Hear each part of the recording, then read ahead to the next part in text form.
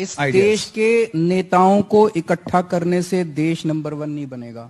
130 करोड़ लोगों को अलायंस करने से देश नंबर 1 बनेगा। मैं किसी के भी खिलाफ नहीं हूं, लेकिन ये जोड़ तोड़ की राजनीति, ये अलायंस, ये सब मेरे को समझ नहीं आते। ये राजनीति उनके जिम्मे, आप कहो ये अलायंस होगा, फिर ये सीट एडजस्टमेंट, ये सब मेरे को समझ नहीं आता जी, उनके भरोसे। नमस्ते दोस्तों, आम आदमी पार्टी और कांग्रेस दिल्ली में गठबंधन और पंजाब में नो गठबंधन, ये बड़ा ही विचित्र गठबंधन बना है दोस्तों। लेकिन यहां पर सबसे ताज्जुब वाली बात है कि आम आदमी पार्टी, जिसने कांग्रेस की छवि को सबसे ज्यादा खराब किया था पिछले दशक में, और इसने ही करप्शन का इतना ज्यादा चार्ज लगाया था जो कि आज तक किसी के भी ऊपर लगाए गए चार्ज साबित नहीं हुए हैं। पहली जो चीफ मिनिस्टर थी दिल्ली की, शीला दीक्षित, उनको तो इन्होंने, आम आदमी पार्टी ने ऐसा बना दिया था, उनकी छवि को ऐसा खराब कर दिया था कि उनसे बड़ा करप्शन किसी ने देश दुनिया में किया ही नहीं, जो कि आज तक साबित नहीं हुआ। यहाँ तक कहते थे आम आदमी पार्टी के मुखिया अरविंद केजरीवाल कि शीला दीक्षित के घर में वॉशरूम में एसी लगा है, लेकिन आज अरविंद केजरीवाल के ऊपर ही जांच चल रहा है कि शीश महल में आखिर कहां कहां एसी लगा है, कितने कितने खर्चे हुए हैं, सब कुछ। खैर वो बात अलग है, लेकिन सबसे बड़ी बात है कि जिस कांग्रेस को आम आदमी पार्टी ने ना जाने क्या कुछ ना कहा हो, उसके साथ आज गठबंधन करती है, और कांग्रेस भी खुशी खुशी एक छोटे दल के रूप में उसे गठबंधन कर जाती है। छोटा दल मैंने क्यों कहा कांग्रेस को यहाँ पर, क्योंकि 7 सीटें हैं, उसमें से अधिकतम सीट पर आम आदमी पार्टी 4 सीट पर लड़ रही है और कांग्रेस मात्र 3 सीट पर लड़ रही है। बड़ा ही विचित्र है दोस्तों। जो पार्टी कांग्रेस को इतना भला बुरा कही, जो पार्टी कांग्रेस को करप्शन की पार्टी कही, जो पार्टी कांग्रेस से हिसाब लेते रही कि 70 साल में ऐसा कुछ नहीं किया, जो कर सकते हैं आम आदमी पार्टी कर सकते हैं। ऑल दो कि कांग्रेस के करप्शन पे लोग आज अंदर उतने नहीं है जितने कि आम आदमी पार्टी के लोग करप्शन के चार्ज पे अंदर हैं, फिर भी आम आदमी पार्टी और कांग्रेस के बीच गठबंधन हुआ। कांग्रेस, जो कि भारत की सबसे पुरानी पॉलिटिकल पार्टी है, इतनी मजबूर हो गई है आज, इतनी मजबूर हो गई है कि वो पार्टी जिसकी छवि को खराब की, और इस बात से खराब की जिसपे जो कुछ आज तक प्रूफ नहीं हुआ, उसके बावजूद आज उससे हाथ मिलाने के लिए मजबूर है। बड़ा अजीब है पॉलिटिक्स को समझना।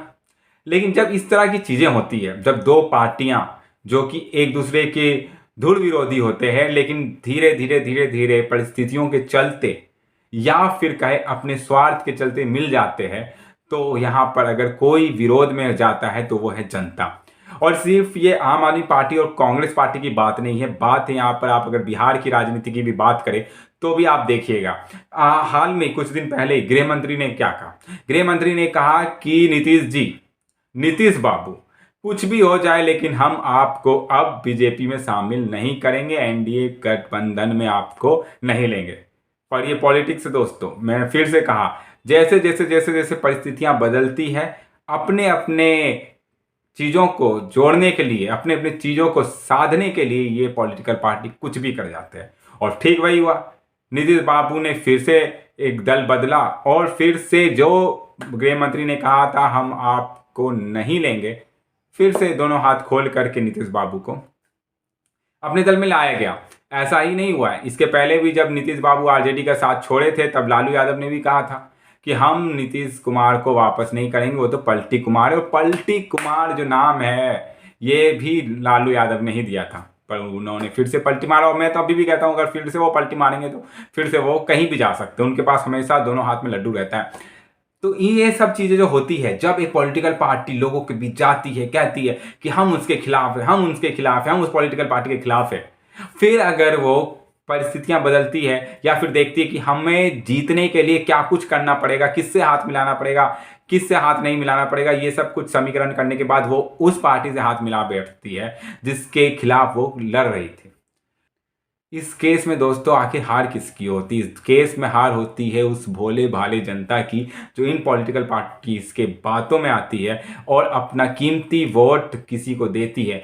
एक बार वो वोट दे देती है, उसके बाद इन वोटों का सौदा होता है, मार्केट में जाकर इसे बेचा जाता है। आप सुनते होंगे, इतने में एमएलए खरीदा जा रहा है, इतने में एमपी खरीदी जा रही है, और कोई भी पार्टी हाथ की धुली हुई तो है नहीं, कि कौन किसको खरीद रहा नहीं खरीद रहा। हो सकता है हर पार्टी में कुछ कुछ ईमानदार लोग हैं, उसी ईमानदार लोगों के चलते वो पार्टी चलती है, लेकिन सबके सब तो ईमानदार नहीं है।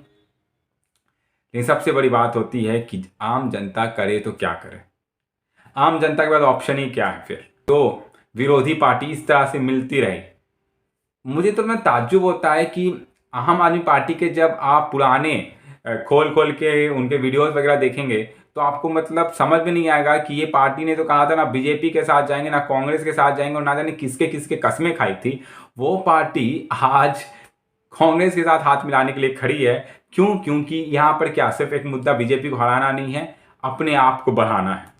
क्योंकि अगर आप सोच लीजिए, अगर बीजेपी आम आदमी पार्टी के हिसाब से खराब पार्टी, बेकार पार्टी, करप्ट है, लोग अच्छे नहीं है, तो जनता तो देख रही ना। जनता ने तो आम आदमी पार्टी को लगभग 90% सीट दे रखा था, दिल्ली में दे रखा है, पंजाब में भी अच्छा खासा सीट दे रखा है। उसके बावजूद अगर उन्हें लगता है कि वो सही है तो फिर जनता तो उन्हें बाकी जगह भी सीट दे सकती है। इतनी क्या मजबूरी हुई है?